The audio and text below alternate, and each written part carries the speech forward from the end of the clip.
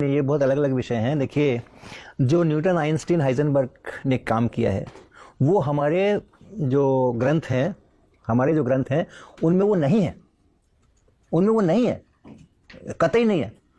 तो हम ऐसे नहीं कह सकते कि हमारे यहाँ पहले से मौजूद हैं, ऐसी बात नहीं है। न्यूटन ने जो किया है ना, न्यूटन 1667 वगैरह में उनका स्वर्णिम काल कहा जाता है, उस आसपास में जब उन्होंने बहुत सारी चीज़ें विकसित की, न्यूटन का नियम और ग्रेविटेशन और ये सब चीज़ें उसी सब आसपास की हैं, 17वीं शताब्दी।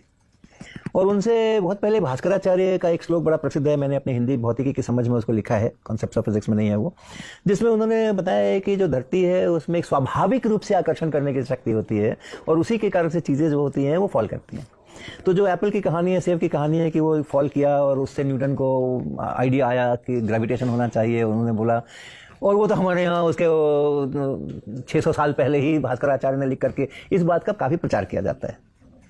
लेकिन न्यूटन की महानता इस बात में नहीं है, न्यूटन के साथ ये अत्याचार है कि उन्होंने सेब को गिरते हुए देख करके उनको ध्यान आया कि अच्छा धरती चीज़ों को खींचती है।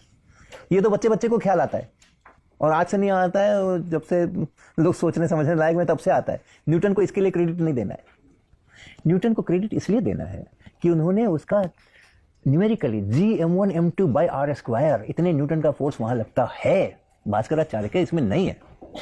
1/r² का डिपेंडेंस है, भास्कराचार्य में नहीं है। और ये 1/r² के डिपेंडेंस के कारण से हम अब अपने सैटेलाइट को जो भेजते हैं ना और उसकी जो मैथमेटिक्स करते हैं वो न्यूटन के इस 1/r² के कारण से करते हैं।